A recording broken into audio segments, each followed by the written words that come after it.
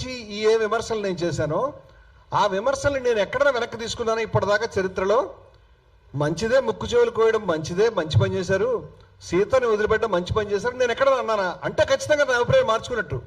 అలాగే ఇప్పుడు రాముడికి సంబంధించిన ఏ గొప్ప విషయాలు నేను పొగుడుతున్నానో, వారిని ప్రస్తుతిస్తున్నానో, నమస్కరిస్తున్నానో ఆ విషయాల్ని గతంలో ఎప్పుడైనా విమర్శించానా? ఇప్పుడు ఇది మీరు బయట పెట్టాలి. ఉంటే ఖచ్చితంగా నేను తప్పు చేసిన వాడు అవుతాను కదా, అలా ఏం చేయలేదు కదా. ఇప్పుడు నేను ఒక్కడే ఈ మాటలు అన్నానా అని? రాముడు లేని సీతకు విలువ లేదని నేనంటే మీకు కోపం వచ్చింది. కానీ మా జానకి చట పట్టగా, మీరు వినండి ఆ పాట. మహారాజు వైతివి, ఇది త్యాగరాజు గారు రాశారు. మా జానకి చెయ్యి పెట్టుకోవడం వల్ల మహారాజు అయ్యావు. ఆమె తలుచుకుంటే ఒక్క క్షణంలో రావణాసురుడిని చంపగలిగేది. నీకు అవకాశం ఇచ్చి నిన్ను గొప్పగా నిలబెడదామని చేసిందయా అని రాశాడు. వెళ్ళండి రాముడిని అవమానించింది అని. ఇప్పుడు నన్ను చాలా విమర్శలు చేస్తున్న వాళ్ళందరికీ నేను చెప్తున్న విషయాలు ఏంటంటే, మళ్ళీ I will come to the point. పురాణ హిందూ మతం not is equal to Hindu మతం. రాముడిని గౌరవించడం, రామాయణంలో ప్రతి మాటని ప్రతి పదాన్ని కరెక్టే అని చెప్పడం అది హిందూ మతం కాదు. హిందూ మతంలో నేను ఒక మాట, పురాణమిత్యేవ నసాధు సర్వం, ఈ మాట వినుంటారు మీరు. పురాణం అంటే పాతది అని, పాతదైనంత మాత్రాన గొప్పది కాదు.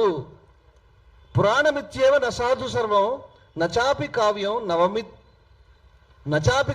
నవమిత్యవద్యం సంతః పరీక్ష్యాన్యంతర భజంతే మూఢ పరప్రత్యయనయ బుద్ధి. ఈ యొక్క శ్లోకం కాళిదాస్ గారిది. కాళిదాస్ అంటున్నాడు పాతవైనంత మాత్రం గొప్పది కాదయా అంటున్నాడు. ఆయనే పాతవాడు, ఎప్పటివాడు తెలియదు. ఆ మహానుభావుడు అప్పుడు నిలబడి, ఆయన మోడర్న్ కాబట్టి పాతవాడిని అంటున్నాడు. పాతవని పట్టుకొచ్చి మీరు అప్పుడెప్పుడు రాశారు, అంత మాత్రాన్ని గొప్పది కాదు కాళిదాస్ చెప్తున్నాడు. అంతేకాదు కొత్తవైనంత మాత్రాన బయటపడేయాల్సినవి కూడా కాదు అంటున్నాడు. ఇప్పుడే వచ్చాయి కదా, ఈ కొత్తవి కదా, పాతవి కదా అని. పురాణం అంటేనే పాతవని అర్థం, వేరే అర్థం లేదు అని పడేయకూడదు అని. అంతేకాదు మరి ఏం చేయాలి? సంతః అంటే ఎవరైతే సాధువులు విజ్ఞులు ఉంటారో పరీక్ష్యాన్యంతర భజంతే, పరీక్షించిన తర్వాత దాన్ని మెచ్చుకుంటారు. దాన్ని పరీక్షించి చూసి దాంట్లో మంచి ఉందా చెడ్డ ఉందా చూస్తారు. చెడ్డ ఉంటే చెడ్డ అంటారు, మంచి ఉంటే మంచి అంటారు. ఇది సంతులు చేయాల్సినటువంటి పని. మూఢ పరప్రత్యయనే బుద్ధి అంటే మూఢులైనటువంటి వాళ్ళు, వాళ్ళకి సొంత తెలివితేటలు ఉండవు కాబట్టి పక్కవాడు చెప్పింది ఫాలో అవుతూ ఉంటారు అని చెప్పాడు. నేను చెప్పలే కాళిదాసు. నాకు కాళిదాసు గారు చెప్పినా చెప్పకపోయినా సొంత తెలివితేటలు, అది కూడా భగవంతుడుంటే ఆయనే మనకి వివేకం విచక్షణ జ్ఞానం ఇచ్చాడు కాబట్టి. శ్రీకృష్ణుడు మొత్తం గీతంతా చెప్పిన తర్వాత ఏం చేయమంటావా బావా అని అడిగితే, నీకు ఏది చేయాలనిపిస్తే నీ బుద్ధికి ఏది దోస్తే చెయ్యని చెప్పాడు. కానీ నేను చెప్పింది అక్షరం ఫాలో కానీ చెప్పలే. ఎందుకంటే సొంత తెలివితేటలు వివేకాన్ని విచక్షణని ఎవరు పక్కన పెట్టలే. వివేకం విచక్షణతో నిరంతరం ప్రశ్నించేది హిందూ మతం, నిరంతరం సవరించేది హిందూ మతం, నిరంతరం మార్చుకునేది హిందూ మతం, నిరంతరం విస్తరించేది హిందూ మతం.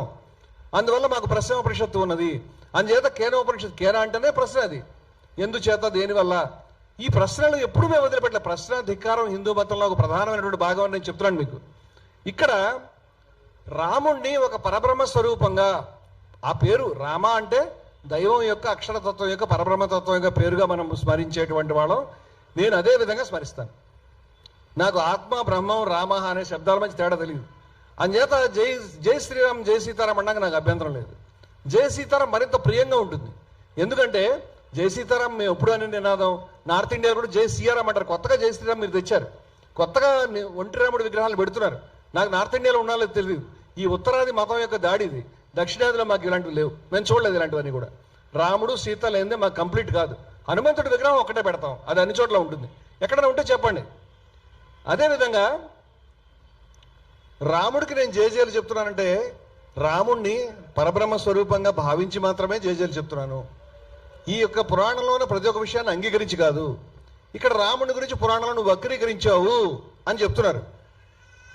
రాముడికి శూర్పణఖ ముక్కు చెవులు కోయడానికి సంబంధించిన సబ్జెక్టు, అలాగే రాముడు ఆమెను అడవిలో వదిలిపెట్టేటువంటి విషయానికి సంబంధించిన సబ్జెక్టు నేను మాట్లాడాను.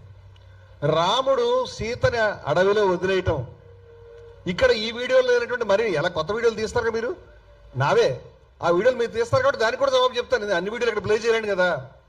నేను అనేక సభల్లో శంభుక వధ మాట్లాడాను, బయటికి అనేక సభల్లో మాట్లాడాను, అనేక సభల్లో మనుస్మృతి మాట్లాడాను, అంతేకాకుండా ఏ మతంలోనైనా ఇప్పుడు ఇక్కడ ఈ విషయాలు చెప్పాను కదా, ఇదిగో ఏ మతంలోనైనా అసమానత్వం విద్వేషం వ్యతిరేకిస్తామని చెప్తున్నాం. నువ్వు వ్యతిరేకించడానికి వీల్లేదంటే నువ్వు బయటకు వెళ్ళు.